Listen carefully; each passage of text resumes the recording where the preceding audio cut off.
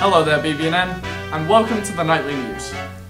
In honor of winter vacation, we have a very special holiday episode planned for you all.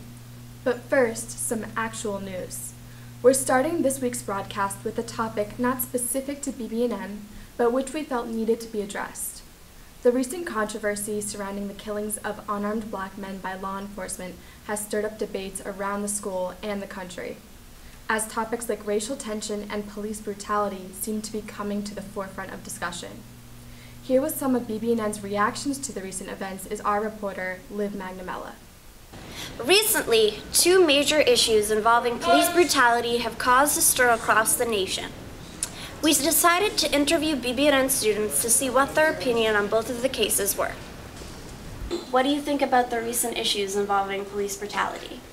Well, I think most of the cases, the police officers have just taken a bad approach to certain situations, and maybe they need to do something with training the officers. But in my personal opinion, I don't think any of the cases had to do with racism, or not all of them, but most. What changes do you think need to be made? I think there needs to be a lot more awareness for the public, BB&N too, but just general public, because I think there were a lot of people who were misinformed throughout the case, and then as well, once the verdict was decided. What effect do you think these cases have had on the BB&N community? Well, I think the common answer you can always hear is awareness. It's bringing more awareness to the community, but I also think with as active as some of the community members have actually gotten in some of these things with, going to protests and going to vigils and that sort, I think it's really driving it home. So I think that in a way this is actually going to be different than a lot of maybe the others in the past.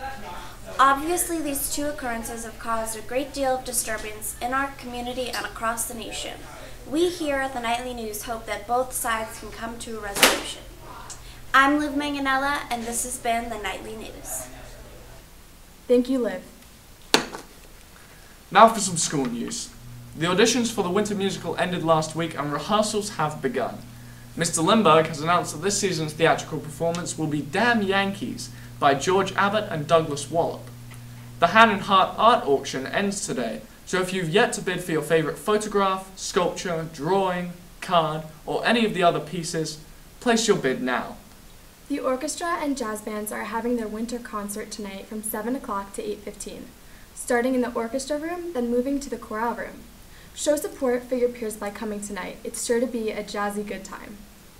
In other news, BB&N alumni Marina Keegan won the Best Non-Fiction Award from Goodreads.com for her collection of short stories and essays titled The Opposite of Loneliness.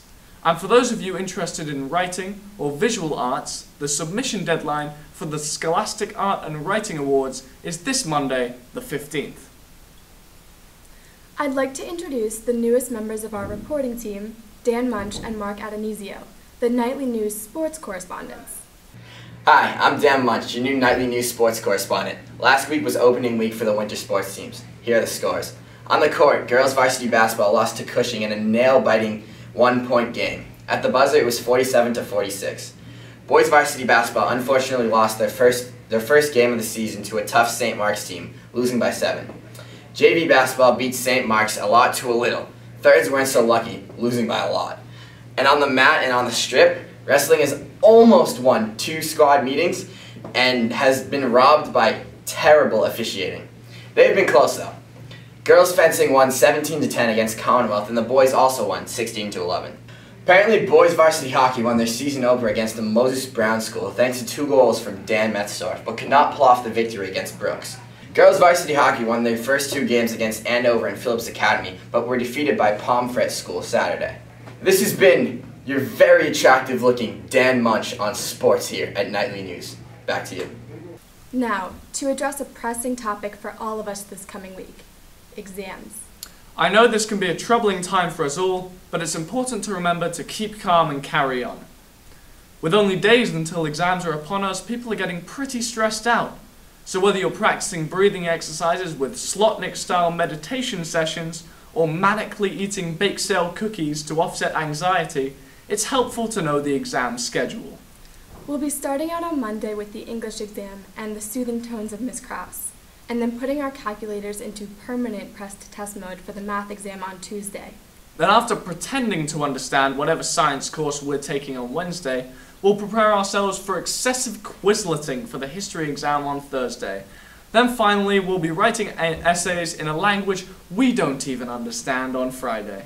If you're taking a double language or something of that nature, good luck with figuring that out.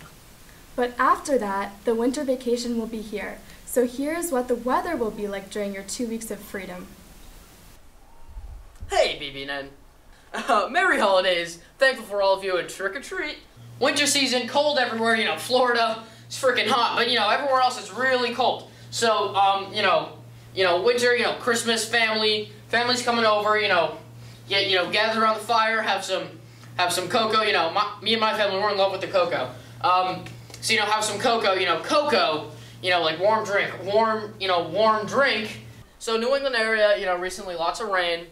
But like what I like to say, let it snow, Christmas season, weather outside here very frightful. On the other hand, the ravaging wildfires over in Southwest California area, very delightful. In addition to the rain we had in the East Coast, gonna have lots of rain on the Frisco coast. In the Frisky Frisco area, lots of rain. In addition to the rain in Frisco, we're gonna have a lot more reindeer sightings in Alaska. On the other hand, Florida is still really frickin' hot. That's the weather.